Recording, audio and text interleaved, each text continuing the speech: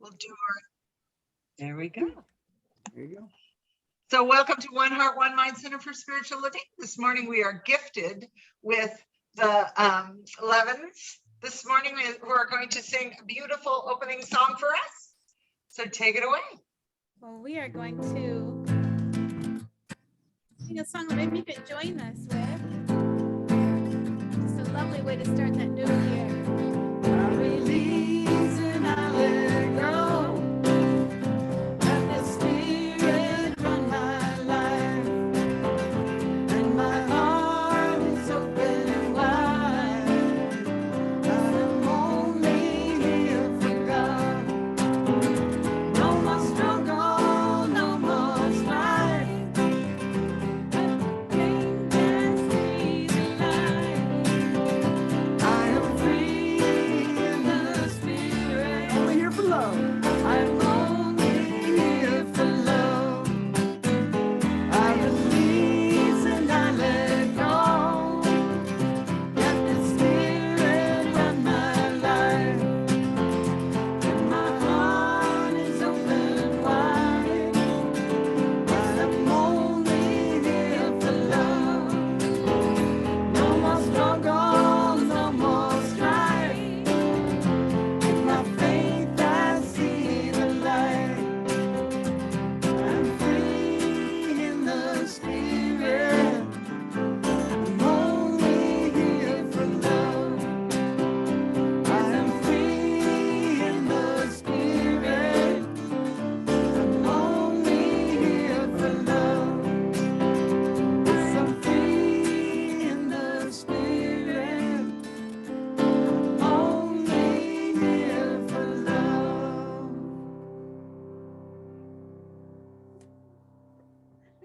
Woohoo! One of our favorites. Love that song. Ricky, it's just a beautiful song from Ricky Byers. I just love it. And it's perfect for this time of year. Yeah. So, good morning again. And our practitioner of the day today is Ralane Clarke. And she is going to do our opening prayer. And she sent me a beautiful quote, which I'll share afterwards. All right, so let's just close our eyes and take a collective breath together and just feel the spirit, the calm, and the peace, and the ease, and the excitement, and the wonder of this morning. Right here, right now, right where you are, right where we are. And just feel the connection of this peace and excitement and calm and all the love that we feel connecting in with each other in this moment, in this presence.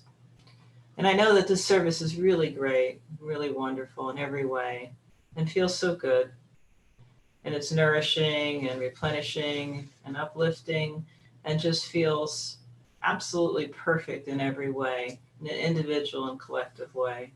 I'm so grateful for the musicians today, for Reverend Michelle, for a great topic. And I just know that there's so much good in this moment. And so I release this prayer into divine law with gratitude in my heart, and so it is. So it is.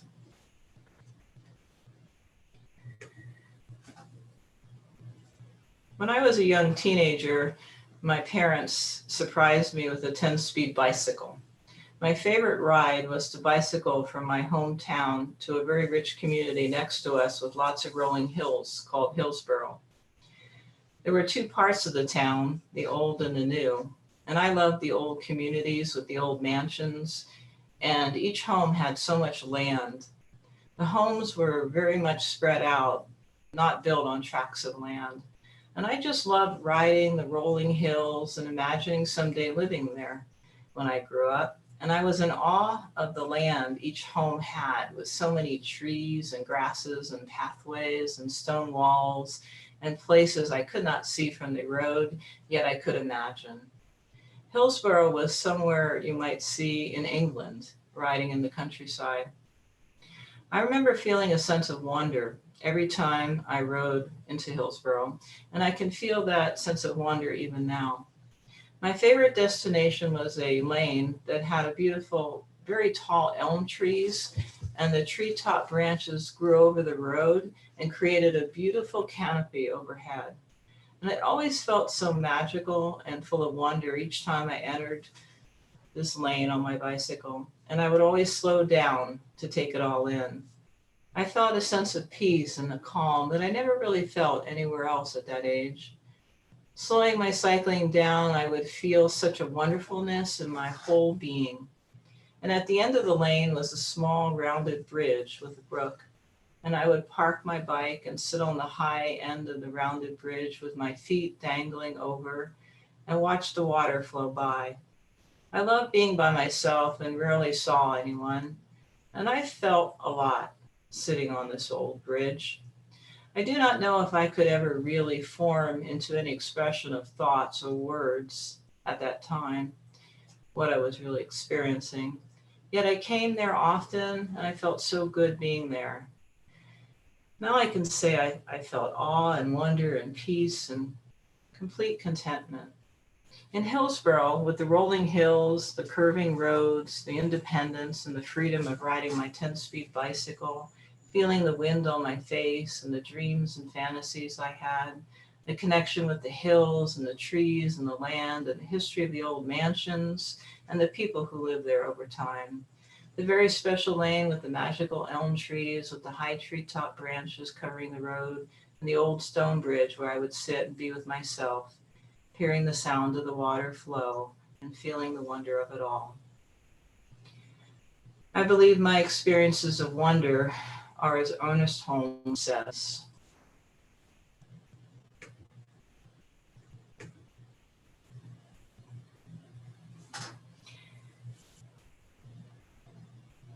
There is a song upon my lips today, a song of joy. I sing of the glad heart and the happy ways of life. I will listen to my song, for it carols me to me of the glad tidings of great joy, of love, and of life. It tells me of the wondrous journey of the soul and the boundless life in which my life is hid. Ernest Holmes. Now we'll take a moment of silence to feel the wonder.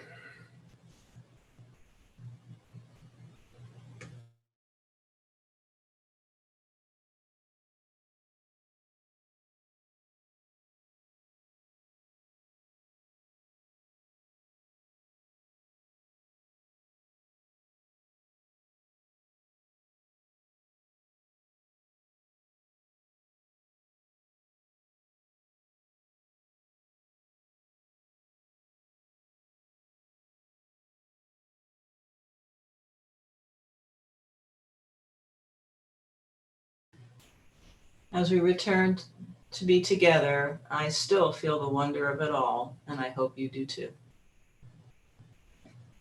Thank you.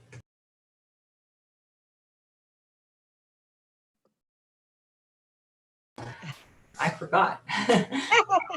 I'm in the wonder here. I have to do the affirmation. Okay, today, for January, of course, today I encounter the wonder of the divine everywhere. I am inseparable from it. It is my true essence. As I become conscious of it and live in the awareness of it, my daily experiences become opportunities for growth and transformation. There is only one life, and that life is my life now, and so it is. Thank you, Ralane. And now we have some more music. Yay. So we're going to sing this song. There's a part at the end that we'll invite you to sing along with us. We'll tell you when that is.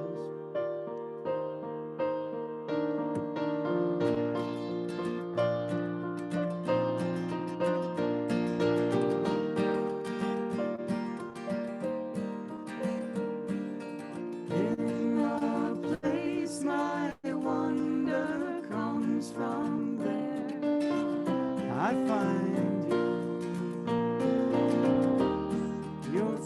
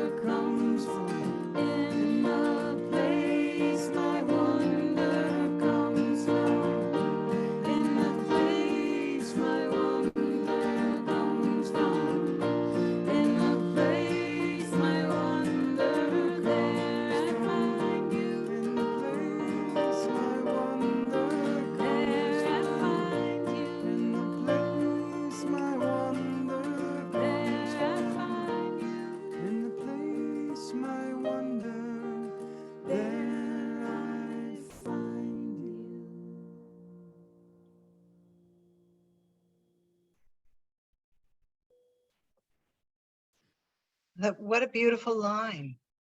From the place my wonder comes from, there I'll find you. That's gorgeous. Really beautiful. And that's, go ahead. That's a Bruce Coburn song. Really lovely and exactly what we'll be talking about today. So perfect introduction to our topic. So good morning again and welcome as always to One Heart, One Mind Center for Spiritual Living's online Sunday service. And this morning, as I just said, we continue to live in wonder. We started last week living in wonder, and today we continue that. Today's message is wonder, wonder everywhere. I think that was the title, and then I added another wonder because it didn't seem complete. Wonder, wonder everywhere, wonder. And last week I spoke about wonder filling us with inspiration and amazement and awe. That to be in wonder draws us into a deeper connection with the presence of the divine, in those, oh my God moments. We're inspired and curious to know more. And as spiritually minded people, wonder asks us to really look more deeply into ourselves and into each other and into the world that we live in. It calls us to ponder the wonder and the divine magnificence that is everywhere, wonder everywhere. I have to say that I am just so grateful that we can wonder and play in the imagination and the possibility of divine mind. It's who we are. So I am going to jump in this morning with a quote right out of the gate. But I'm going to explain it first, because this quote really illustrates exactly what I'd like us to wonder together this morning. I'd like us to wonder about each other and see how wonder draws us together, draws us into that place, exactly what the song said. That's where we meet. And this quote is from a book entitled See No Stranger. It's by a woman named Valerie Carr. Valerie grew up in a small farming community in Clovis, California. I don't think that's too far from where we are, really. I think it's between, well, I'm not sure exactly. No, it's north of Los Angeles, but anyway. She grew up in this small farming community, and she and her family they were then, and they still are, members of the Sikh spiritual tradition. And she writes so eloquently about her experience of growing up in a predominantly white Christian culture and how it felt for her to be a brown-skinned girl, Sikh girl, in the midst of this predominant culture. And it gave her a unique perspective on truly seeing and wondering about others. It made her curious about how others see the world.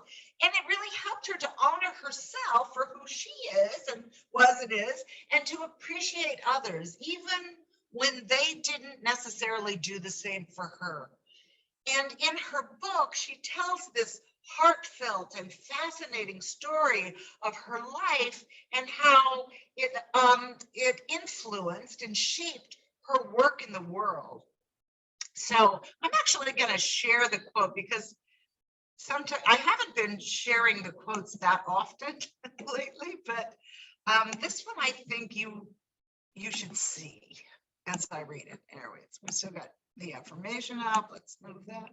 Here's her quote from her book, See No Stranger. Love is a form of sweet labor, fierce, bloody, imperfect, and life-giving, a choice we make over and over again. Love as labor can be taught, modeled, and practiced. This labor engages all our emotions. Joy is the gift of love. Grief is the price of love. Anger protects that which is loved. And when we think we have reached our limit, wonder is the act that returns us to love.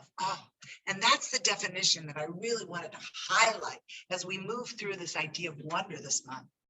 And then she wrote a little further down on this page, that I wanted to share with you because it's pertinent.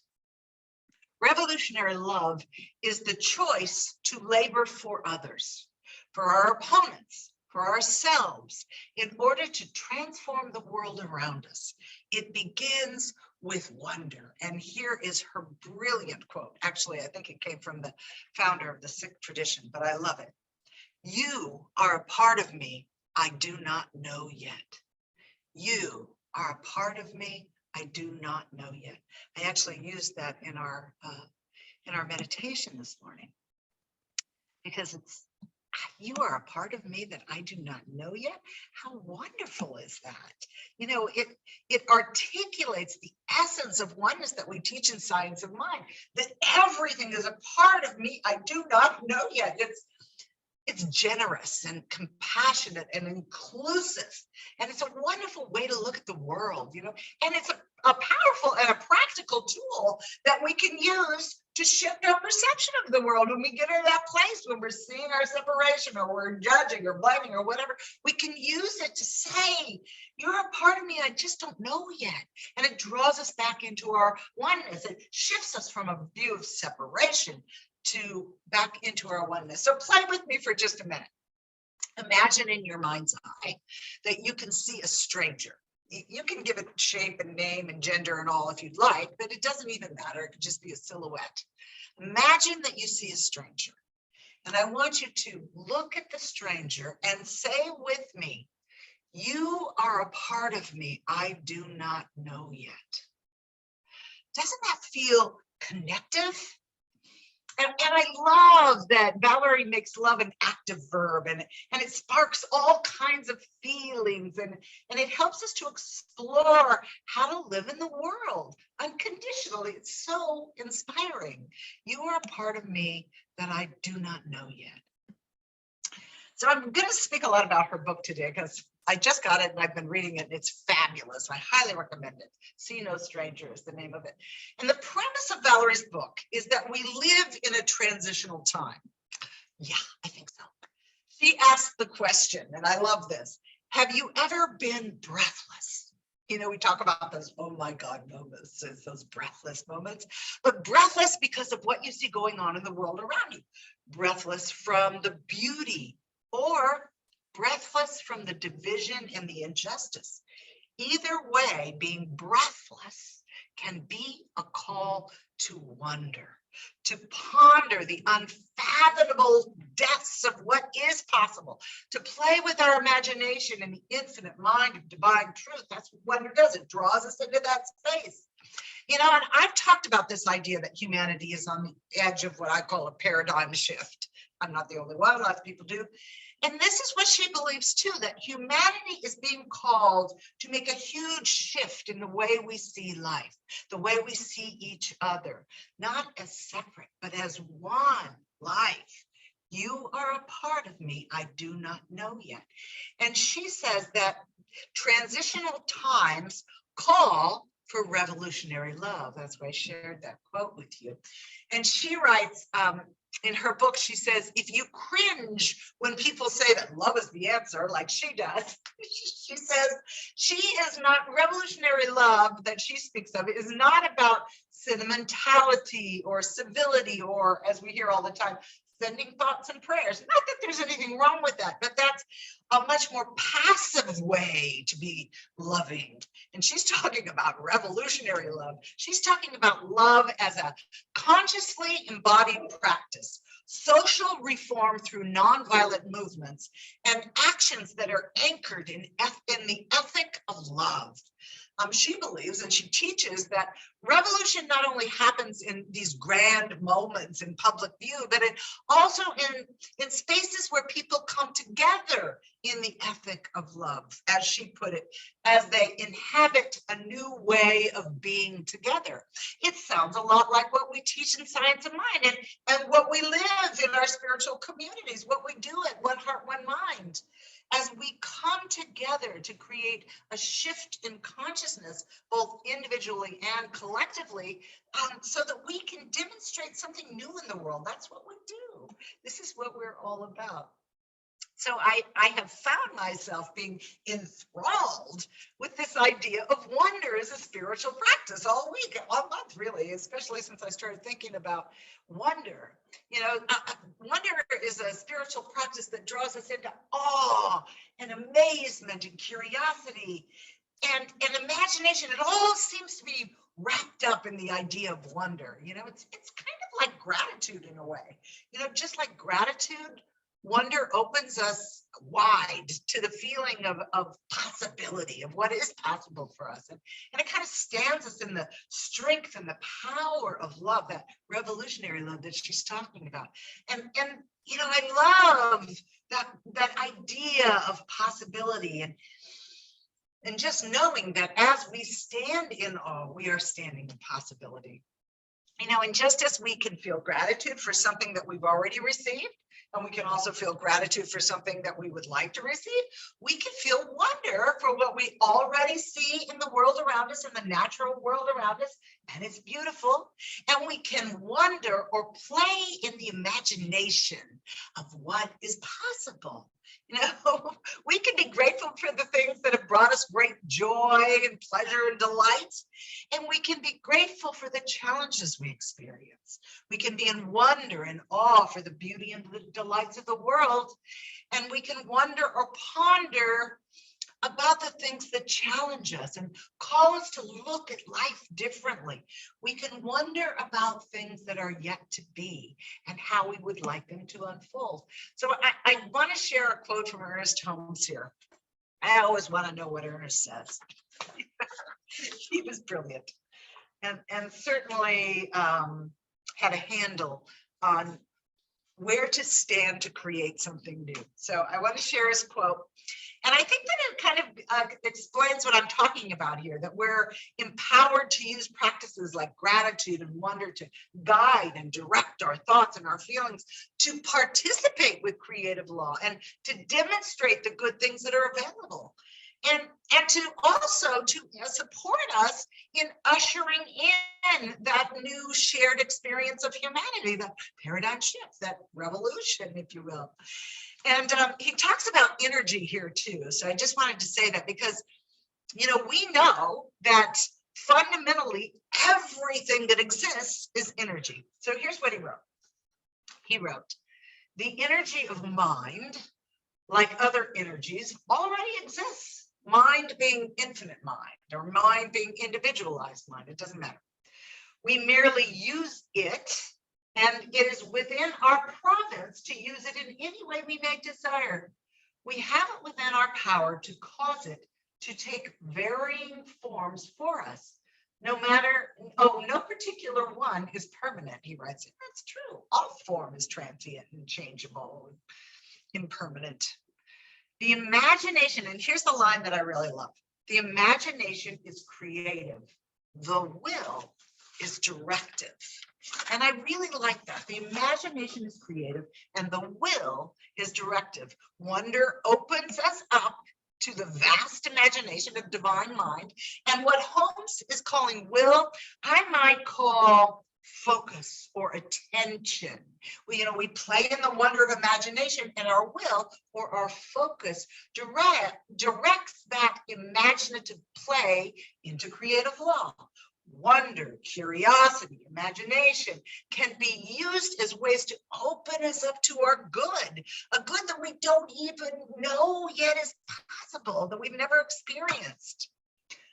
So I'm inviting us to see wonder as a spiritual practice that it can be used in a couple of different ways, many different ways, really. And one way is to delight in the magnificence of the world we already see. And the other is to open us up to the wonder or to ponder about others, to experience others as a part of ourselves. Just as Valerie said, you are a part of me that I just don't know yet. Parts of us that we just don't know yet. And Do you see how that can kind of open us up to change our entire viewpoint of life, to allow us to see through the eyes of wonder? You know, to engage with wonder is to orient ourselves to see everything around us, and actually everything within us as well, with the eyes of wonder, of love. You know, we can train ourselves to notice the divine in absolutely everything. You know, again, it's much like gratitude. You know, we can train ourselves to be grateful for everything. We just did the 40 days of gratitude where we practiced being grateful for everything every day. And we can train ourselves to see the divine everywhere, to see beyond the surface into a deeper order, a deeper harmony, and a deeper truth. You know, we can practice this. You know, just find an everyday object and look at it. I mean, really look at it with the eyes of wonder, of awe and amazement.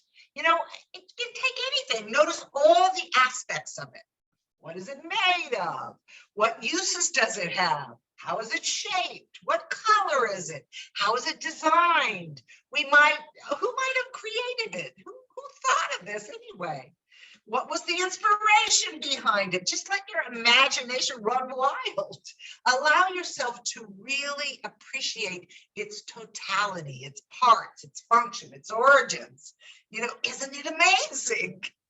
Notice how you use it. What muscles do you use when you're using this object? You know, I was just pruning the other day, and I was amazed at how well designed the loppers were that I were using. They could cut little tiny branches and great big fat ones. And what muscles I had to use to make them work.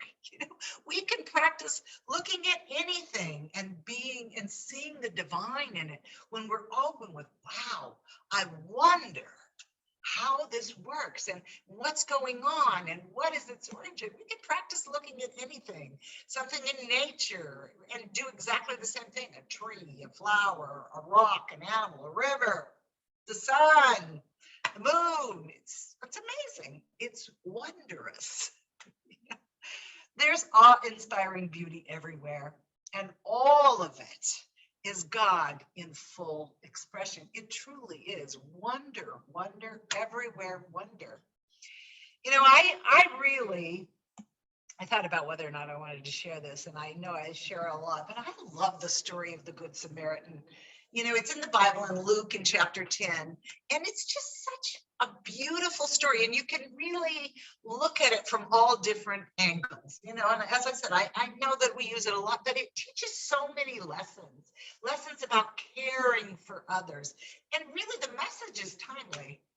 Actually, I suppose the message has always been timely, because we always need to be reminded about how we treat each other.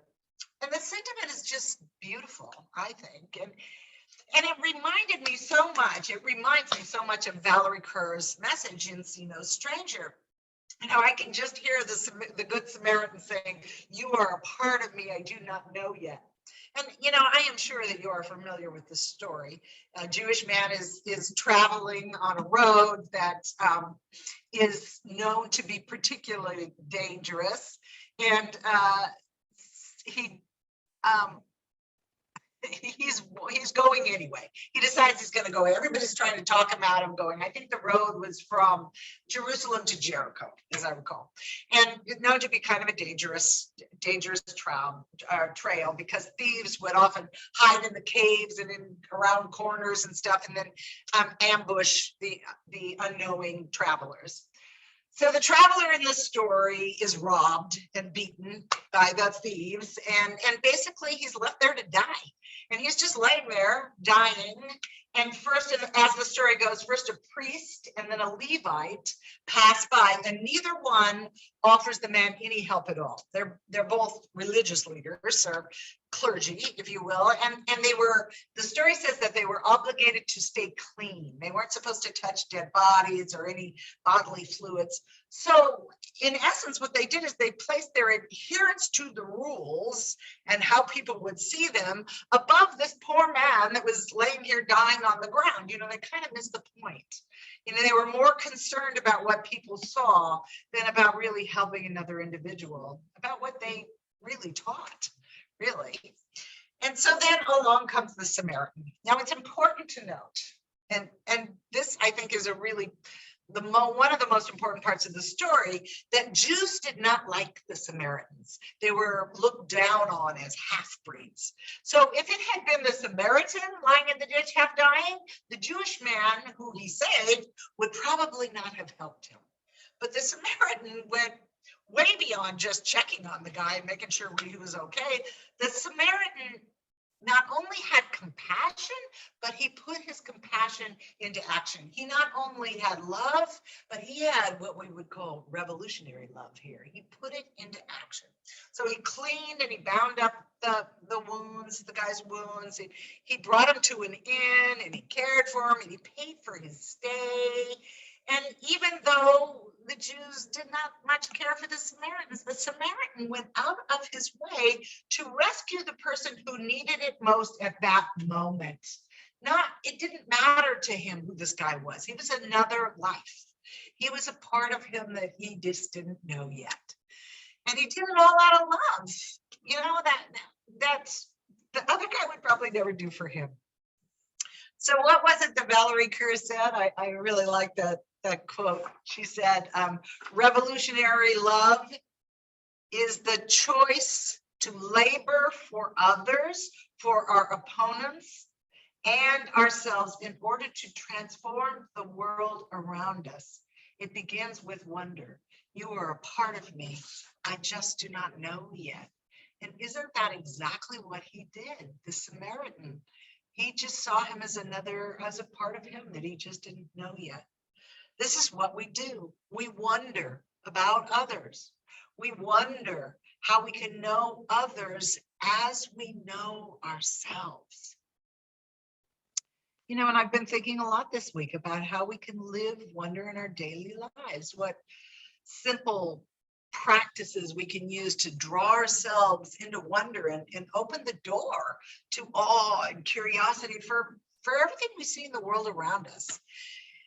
And one of the things that I think we can do, very simple, is that we can breathe.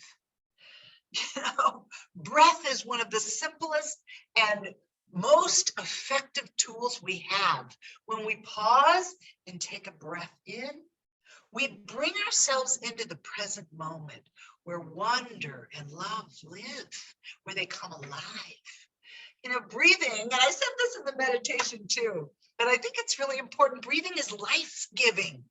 In every breath, we take in oxygen into our bodies that nourishes and sustains us. We inhale the molecules we need, and we exhale what we don't need. Breath is constant. Its rhythm moves within us, whether we're aware of it or not, in much the same way that the divine moves through us, nourishing and sustaining us, even when we're not consciously aware of it. But when we pay attention to our breath, our minds are called to the present moment. We aren't in the past, we aren't in the future, we're here and now.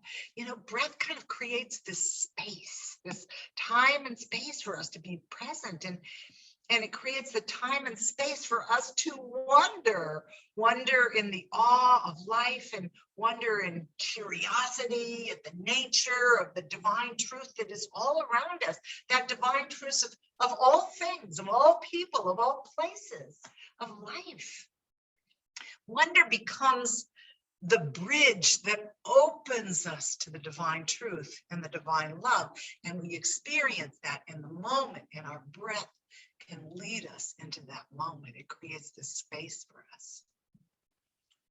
So this week, I invite you to pause throughout your day. And not only in the times of your quiet, intimate spiritual practices, but just as you walk through your day, take time, stop and breathe in the wonder of life, and just say a silent thank you, and look around at everything you see and say, you are a part of me. I just don't know yet. So I want to end with a story that Valerie Kerr tells in her book. I'm just going to read it because it's easier and her words are so incredibly beautiful that I want to share them with you. So this is an origin story from Guru Nanak, who is the first teacher of the Sikh faith tradition. And it's really beautiful. It's a story of love and a story of wonder. And so the story goes, 5 centuries ago, halfway around the world, in a village in Punjab on the Indian subcontinent, there lived a young man named Nanak. He was deeply troubled by the violence around him, Hindus and Muslims in turmoil. And one day he disappeared on the bank of the river for 3 days. People thought he was dead, drowned.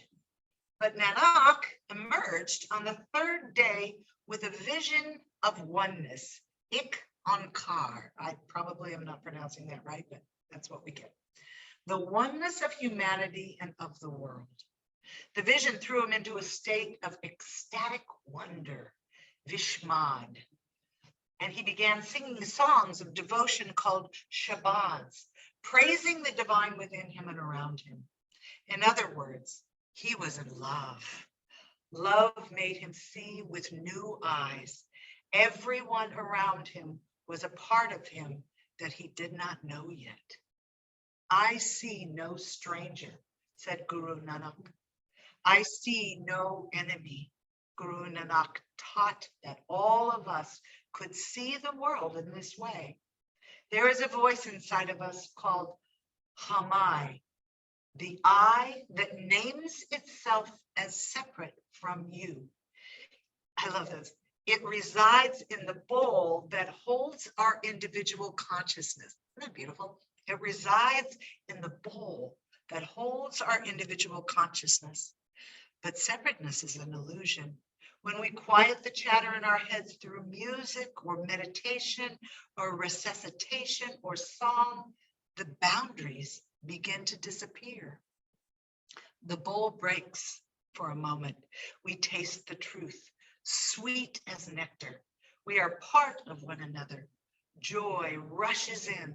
Long after the moment passes, we can choose to remember the truth of our interconnectedness, that we belong to one another. We can choose to see no stranger. Oh. So on that note, let's move right into prayer, although this was prayer. I know that all there is God's Spirit, the all that is life in its bounty and diversity and infinite expression and possibility. It is beautiful and joyous and creative and juicy and wondrous. And we are in it. We live and move and breathe and have our lives within this boundless, infinite, loving presence and essence. The creator of all that nurtures and sustains us now in this moment, always, infinitely. So I speak my word for and about each and every person that is on this call, each and every person that is a part of our beloved community, each and every person that is alive, has ever been alive, or will ever be alive here on planet Earth, that is infinitely alive within this one presence, that there is a shift in consciousness, in this one mind, in this one essence that knows who it is, that knows that we are one, that behaves and acts in the physical world as if we are one, that each and every person and animal and life form is just a part of us we do not know yet. For we are all bathed in the infinite loving presence, the revolutionary strength and love of this divine. So I just say thank you for this. And I know that this new way of being for each individual and each collective and the collective of each individual is now moving towards this shift to know fully, act fully, feel fully who we are. Thank you, divine creator, for this newness, this freshness, this new way of being. For the good of one is the good of all, and we revel in the good of all. We truly create a physical world that works for everyone and that loves everyone. So I just thank you. I revel in the truth. I feel bliss for the truth. And we signify our agreement by saying together, and so it is. And so it is. Ah. Okay, I'm going to take a breath and I'm going to hand things over to Robert, who is going to move us into our next practice.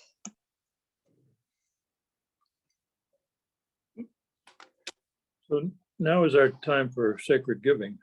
And we say sacred giving because giving is a form of worship. It's a spiritual tool, a spiritual activity. And we have several ways of giving, which are going to be up on the screen, I think. One of them is you can mail your check to Jim Massapist, and his address is on the chat. The other is you can use Venmo. And when you use Venmo, to access your bank account, there's no charge for that like there is when you use PayPal. So our center needs money to continue its vibrant existence. And so I invite all of you to be generous this year, this new year of 2022. And now join me in saying our Offertory Prayer. I recognize that all supply flows from the divine givingness of spirit. My gift is a continuation of this divine flow. I give and receive from this infinite supply. I give in faith, in love, and in joy. And it flows back to me in kind. And so it is. It's something we often forget about sacred giving is it's one aspect of the law of circulation. When we give, we receive. We may not receive money, we may receive something else that's good for us. But the law keeps on circulating. And so now, this is part of my triple act today. I'm going to go into the announcements for the week. So tomorrow evening, we have the Monday evening prayer group, which has been going on for some time. The primary purpose of the prayer group is to pray for our center, but you can also pray for yourself or for someone you know or love, or even for world peace if you wish. And the Zoom link is in the weekly newsletter. Tuesday evenings this month, we are doing the first 4 chapters of the Science of Mind. This week, January 11th, on Tuesday, at 6 p.m. Pacific, The Way It Works, which is chapter 2 of the Introduction to the Science of Mind. And this will be facilitated by Lisa Lazaro and Ralane, Clarke, both of whom are religious science practitioners. The following week, January 18th, we cover the chapter What It Does, and that'll be facilitated by yours truly, along with my partner, Reverend Maureen Bishop. And then on January 25th, we do How to Use It, which will be facilitated by 2 reverends, Leslie Massapist and Michelle Ingalls. And on Wednesday, the 26th, which is different from what it shows in the newsletter, because we had to change the date. Wednesday, the 26th at 6 p.m., Reverends Dr. Steve Albert and Abigail Albert will share their story of interfaith work and its importance in today's world. Everybody's welcome to attend that, and love offerings are not only accepted, but greatly appreciated. That should be an interesting evening with the Alberts. I believe that's all for January. If anybody else has another announcement they'd like to share, now's your chance. I think you covered it really well. Okay. All right, so let's see, I forget, do we have music before the benediction or do we have the benediction and then music? Benediction first, then music. Okay. So let's do a benediction then. I invite you to close your eyes. Relax into whatever you're sitting or lying on. Take a deep breath and know with me that there is only one. There is only one creative consciousness. It created everything, including us, from itself. And we are each individualized expressions of that divine presence. And we use the divine power to create good in our lives and the lives of anyone for whom we pray. I give great thanks for this, and I give great thanks for this opportunity today, once again, to join together in consciousness together with our beloved spiritual community of One Heart, One Mind, to listen to beautiful music, a beautiful message, a message of wonder and joy and love. I give great thanks for this. I give great thanks for each and every one of you who is present on this Zoom call. Each and every one of you might listen in on YouTube or Facebook later. I give great thanks for all of you and for the love that we share. So I release my words into the law, knowing that they are so as I spoke them. And together we say, and so it is. And now we'll hear from the Levins once again. And here's another prayer from our friend George.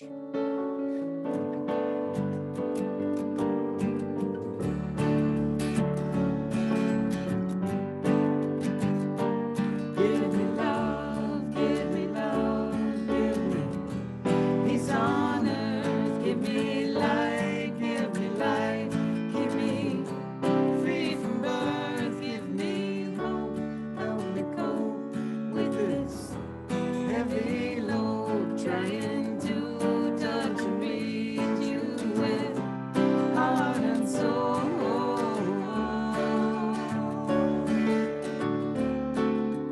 My sweet Lord, please take hold of my hand so I can understand you. Won't you please, oh won't you give me love, give me love, give me peace on earth, give me life, give me life, give me free from birth, give me hope, help me go with this heavy load, trying to touch and reach you with heart and soul.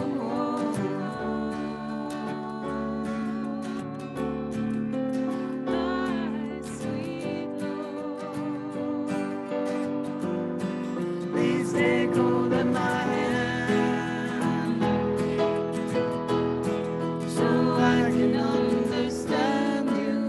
Won't you please, oh won't you give me love, give me love, give me peace on earth, give me light, give me life, keep me, oh keep me free from hurt, give me hope and help me cope with this heavy load, trying to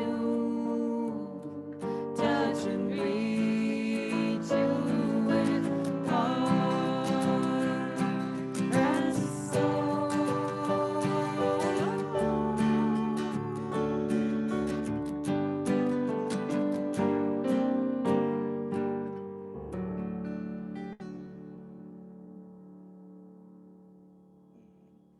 This feels like a lovely prayer to start the new year.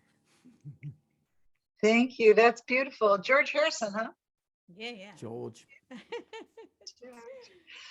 Well, thank you, everyone. And I do want to just say, well, thank you for coming. And I appreciate everyone who has been a part of this service today, those that have prayed and those that have attended and those that have played music and those that have done everything. And, you know, I know that we're not limited now by geography for people that can attend. And I know that a lot of people will watch on Facebook and the YouTube recording later, but I would like to invite you to invite people that you think would love to attend the service and find it helpful for them in real time. And when you see the post on Facebook, if you could share that post to your, if you're on Facebook, some people are not, to your Facebook post or page as well. And I'd really appreciate that. Thank you so much. All right.